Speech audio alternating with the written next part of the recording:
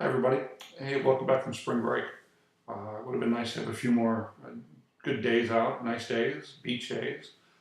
We only got 2 days up here, or down here, that were nice enough to sit by the pool, not nice enough to go in. We're still about 8 degrees in pool water away from that, unless of course you want to go into a swimming pool with a wetsuit, but that's also good, I guess.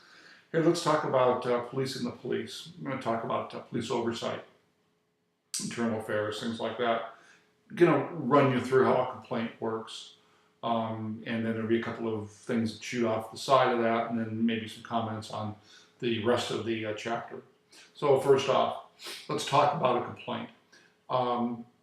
Where complaints originate from. They come from a couple different sources. The first could very well be somebody from the street, walks in off the street, wants to file a complaint against an officer. And that happens frequently. Person will come in, they will get a hold of a complaint form, and then they will try to, or then they fill the complaint form out, give it to the supervisor or whoever's taking the complaint. It may just be a front desk person, depending upon the size of the agency. It could even be a records clerk. Many agencies don't run a full-time front desk. So, if somebody comes in after 5 o'clock in the evening, they're going to be talking to a records clerk who really knows a lot more about police procedure than the person walking in the front door, but not from an authoritative standpoint. It's what they've heard in the hallway. And they're not really schooled in the administrative function. They just know to give the complaint form out, take it back, tell them that they'll be contacted, give it to a supervisor. This was kind of a change, though. This occurred in my lifetime as a police officer. It used to be that a person would call a police station and say they want to file a complaint against an officer. And the supervisor who took the call would then talk to the person, try to discover the nature of the complaint. Is it serious misconduct? Or is it a service complaint? Or is it somebody that's trying to maybe get out of a ticket, cause some grief for the officer and then make a citation go away? And then if it's a service complaint, the sergeant would talk to the person, and usually they would have a chance to cite their grievance, and then they would feel satisfied even though they didn't get a pound of flesh from the officer or the citation dismissed. So, that being said, there was a guy, and his birth name is Donald Jackson, and he was a supervisor, a sergeant for Long Beach Police Department. Very, very bright guy, scored very highly on the promotional exams, and I believe he was one of the youngest, if not the youngest, sergeant in Long Beach PD history. In any event, he applies for lieutenant. There's some things that happen internally that I don't know, and there was a time when Long Beach PD internally was extremely political. All kinds of stuff going on there. He eventually sued and for that promotion, and as a settlement was promoted to lieutenant, and then he left the police department. Well, then he started to look at police misconduct, and eventually started a website called policeabuse.com. And one of the things that they would do is they would come in to the front desk, they being operatives from that, and would ask for a complaint form. And sergeants would often go down that same path. And they called our department and did the same thing, and the sergeant they got is the nicest guy ever. And the caller would be, difficult at best in being dealt with. So all of that continued on, and we end up with Jackson starting this website, and there are some YouTube videos, and some are pretty hilarious, and some supervisors, they get under their skin like immediately, and other ones just do a horrible job. But that changed how complaints were taken. Now, for most agencies, you call up and you say, I'd like to get a complaint form. you should get a complaint form in the mail. You should be able to do it anonymously. You should be able to file a complaint over the phone anonymously. Agencies, by their legal counsel, are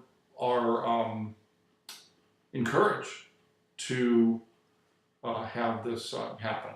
And I bet that there was another test of our agency when I was sitting behind the desk as a watch commander, and somebody would call and say, hey, I want to file a complaint. Cool, okay, tell me what happened. Well, no, I just want the complaint form. Okay, great, give me your name and address, and I'll send it to you. What? Good. I'll send the complaint form out, fill it out, send it back in, and then we can start the process. Somebody will contact you, do an interview. And out of, I bet you, in several years, I maybe sent out a dozen complaint forms that way, and none of them ever came back. But they didn't want to talk to me on the phone. So those of you that were wondering, here in the evening time in San Diego County, it is 7 o'clock. Sorry about that. So, but that changed how complaints are taken. And agencies, if a person wants to complain, the agency should take the complaint. It just, honestly, from a practical perspective, it just makes life so much easier for the agency. You want a complaint form? Here's a complaint form. Now, once a complaint is filed, it's given to a supervisor, depending upon the size of the agency, but most medium-sized agencies down, less than a few hundred officers, that will then go to a manager. The manager will review the complaint and determine if it falls into the category of a service complaint or service misconduct. If it's a service complaint, the complaint usually goes back down to the supervisor, the officer supervisor, or the field sergeant, if that's the person that the complaint is against, or the field supervisor's lieutenant. And the complaint is then investigated from that standpoint. Serious misconduct will then go to a division which works out of the chief's office, known as Internal Affairs, Professional Standards,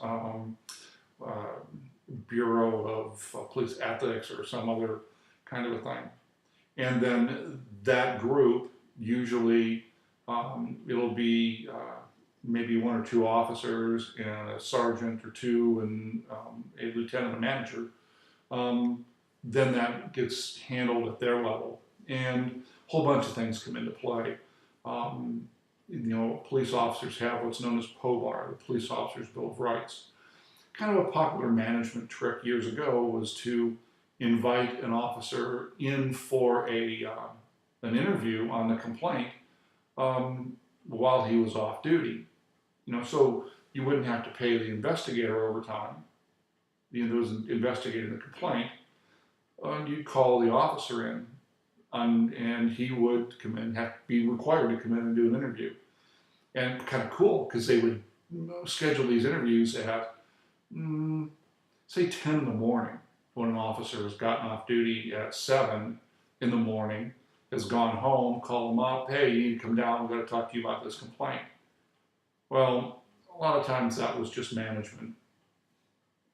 I think the industry term is screwing the officer. And those are some of the things that POBAR some of the abuses that POBAR tried to correct. Another abuse that you would see would be officers that would be talked to without counsel, and where they would be tricked into making a statement without having counsel present. That happened frequently. So most formal complaints, when the officer is notified of the complaint, an interview is set up, and then an appointment to come in, and that appointment is then also attended by counsel for the officer. Almost every agency participates in the statewide California Police Union. in their legal defense fund, and they will they call and they can get a panel attorney. And this goes from even a minor complaint all the way up to an OIS, a fatal officer involved shooting. So then once the complaint is heard, it is then a determination will be made, and then on what happened, and then a factual statement will be sent to the chief. And then the chief becomes the one, or his designee, a commander, captain, depending upon the size of the agency. LAPD chief is probably not going to be doing a lot of decision making on punishments for complaints. So the designated person will decide the discipline, and what's known as a notice to impose discipline is served on the officer, and then the officer can can request a hearing, and then that hearing is another kind of shenanigans thing. Hearing is then held with an impartial person, impartial police manager. Often it's the same person that imposed the discipline. Hardly a impartial person. So, other side of police misconduct is the abuse by management. Many times, managers will begin internal affairs complaints or internal affairs investigations based on personal conflict with a particular member of the police department. That member may be perceived to not be positive or pro-management, may be an informal leader that is causing perceived or real divisions within the department, a whole bunch of things like that. So you see some of those too. But that's basically what the process is. Most agencies try to get them wrapped up within 90 days. I think there might also be a statutory requirement about how long you can take without notice for a internal affairs investigation. But sometimes they take a long time, especially if they're going to be doing what's known as sub rosa investigations, which is following an officer. The classic is an officer that I'm aware of was on disability leave, claimed that he had sustained a severe back injury in the course of a vehicle pursuit. And interestingly, management immediately looked at that and went, I don't think so. So they began following him, and they follow him. One day he ends up in the garage of an officer from another agency that he knew, lifting weights and doing heavy bodybuilding kind of lifting. The big problem is that officer too was on disability leave from his agency. Kind of interesting. So with those kind of issues, you can see where this is a kind of a hotbed. You have legitimate complaints from the public. Often they are service complaints, meaning that an officer was rude, didn't give the person the time for whatever their particular issue was, maybe didn't handle it in an impartial manner or was perceived to be an impartial manner, and some real complaints. Then there's other complaints that aren't so real, I'm another complaint I'm aware of. An officer is sitting watching an intersection to write citations, and the light is flashing red. It's a red flash. Now, some people would think that it's red, you got to stop, and you can go, stop, go, so we get it right. But no, that isn't the case. So, a flashing red light, motorist drives through the intersection without stopping. Officer stops the vehicle, and it walks up, gets driver's license registration, and issues a citation. So the violator then calls the police station and says that they were issued a citation by an officer only after she refused to go out on a date with him, and that she felt it was inappropriate because she had children in her vehicle and they heard the exchange. So the supervisor goes, "Oh, good Lord, please don't be accurate." Knows the officer and knows and doesn't think that that officer would do such a thing, but you've got to investigate it. So invites the person to come down to the police station to file the paperwork. And then some things were said that made the supervisor think she was just trying to get out of the ticket. So the supervisor kind of lets her think that if she comes down and files a complaint, then maybe the ticket will go away if the complaint goes away. In the meantime, the supervisor gets a hold of the officer, asks him if his in-car video was working, and this is when in-car video first really started. Officer said yes, and he hasn't come in, and of course they play the video and what happens. He walks up, says, "Hi, I'm Officer so-and-so, the so-and-so police department, and I'm watching the intersection, and you failed to stop with a flashing red light. You drove through it. You can see how dangerous it is with you and your children in the car. I'll be back in just a minute." He takes a registration, license, issues a citation, comes back, and that's the contact. There's no shenanigans. There's not even a discussion or flirtatiousness on anybody's part, violator or the officer.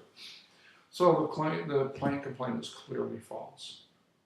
And conflict happens with officers. That being said, then there's the other side of the coin. Another case that I'm familiar with from a big city, not California, but officer and his girlfriend go out and have cocktails and dinner and dancing and more cocktails, and he comes back to his car at like 2 in.the morning, and there's a homeless guy standing next to his car. Homeless guy says, "Hey, for $10 I'll clean your windshield," and he says, "But for $20 I won't clean it." Kind of a shakedown that is not unusual in that particular city. So the officer says, "Don't worry about it." He pulls out his gun, shoots the guy, and that's the exchange. Now, a lot of bad things happening here, but the other bad thing is there's only about 10 witnesses that see the incident, and they get a license plate. The patrol cops come out and they do it turns out to be a homicide investigation.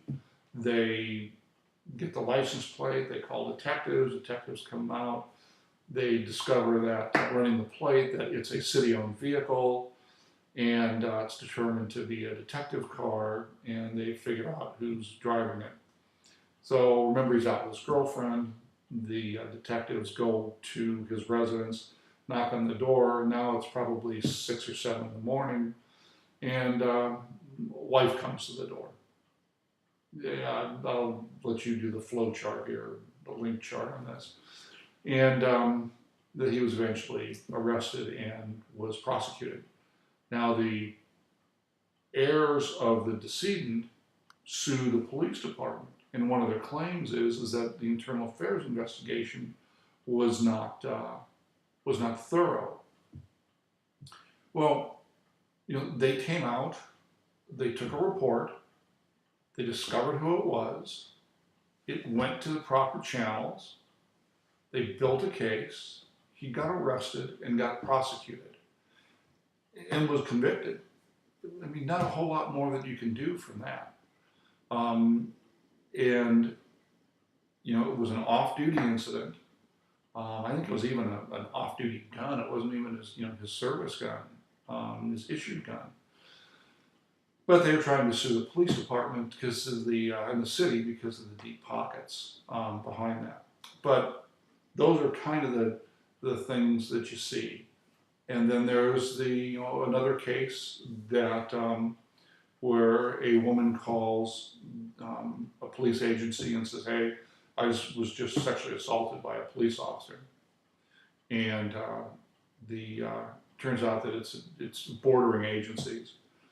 It ends up with the correct agency, although I think the dispatcher that took the initial call didn't notify her people, so she got to get some discipline on it. In addition to this whole other issue, now, obviously a serious, serious allegation. So interview the complainant and figure out who the officer is, get his vehicle, do forensics on her vehicle, and the complaint or the officer's defense is that she was a girl that worked at a nightclub, was a dancer. He knew her from there and had agreed to meet her, and this was a consensual encounter. Police department fired him. They paid a settlement to her really quickly, to make it go away. She had money in her pocket, and it never got outside into the major press. And then the officer was tried. Went to trial, and his story was that, yes, we did. We shouldn't have. I got fired. I should have been fired, but it was consensual. And I think what happened at that point was she refused to go to trial. She did not want to be cross-examined under oath, I think was what it was. And you can see that would not be a fun day to be cross-examined in court under those circumstances. So that's the complaint process. Also in this chapter is discussion about use of force. Force continuum is one of the issues, or one of the things you see frequently. The problem with force continuum is that it locks an officer into a set of responses. And often people think that it's, okay, you talk to somebody, then you go hands-on, then you go to baton, then you go to taser, and then you go to firearm. And you have to get all these steps in. And many times in lawsuits, that's the way that the plaintiff's counsel will approach it. The difficult part is that if somebody pulls a gun on you or starts to go for a gun, you're not going to grab your best voice and tell him to drop the gun with no other action. So look at the force continuum as more of a circle. If you need that visual, and an officer can go and pick the appropriate tool for that. There's one big case you're going to talk about in here, Graham versus Connor. Super important when it comes to force. Now, California has governor signed a new bill in which changes the standard for use of force. So you might want to look at that, and that may be part of a written assignment at some point. So I'll make sure that you look at that, and I would search it under California State Legislature, police use of force, so that you can read the bill and see how it changes the responsibilities of California officers. California officers are kind of having a heart attack over it or they call it apoplexy, because it dramatically changes Graham versus Connor, and where the reasonableness standard, based on what the officer had in front of him at the time, not what you have in clear hindsight, is the standard for use of force, and that is being changed to a tougher standard. So you've got several commissions that we talk about. Make sure that you know the commissions. I would know them historically, where they come in, what was going on. A really important concept from the Wickersham Commission under President Hoover, all the way through, I believe the last one is Mullen in New York, for to investigate corruption in New York City. With those things in mind, the last deal that I want you to think about, and you'll have a written assignment, or at least there'll be an assignment coming out for one of the classes on the different types of oversight. And think about the model that I talked about, and then think about the civilian oversight. And there's several different models, and they interact within a degree, within different degrees. But at the end of the day, the discussion becomes, how effective is this police oversight? If it is effective, that's that's one thing. Is it, and I mean, look at whatever position you have. Say it's a server. You're a server at a restaurant, and somebody complains about you. Now, the owner has gone out to 3 or 4 of his friends in different industries to have a review board, so that he's not the one that reviews complaints of misconduct, but you have somebody that is in city government, somebody else that's a teacher, somebody else that is a manufacturing business owner, and somebody else. And then they're judging your performance based on their standards. And that's kind of where you have officers, that saying, well, wait, civilians, you have a bunch of civilians that don't have any idea of what goes on in a police car, especially if they're making these kind of decisions. So with that in mind, you have the idea of civilian oversight, and then compare it to that other model. And I take some time to think about that, because that's kind of an important issue. And especially, in the past 5 or 10 years, that whole idea of police oversight has come up into the forefront again, as it does every so many years. So, sorry this is a long one. Let me see here. It was. Sorry about that. And with all that being said, I'll see you guys in class. We're grinding down to the end. Only got a few more weeks.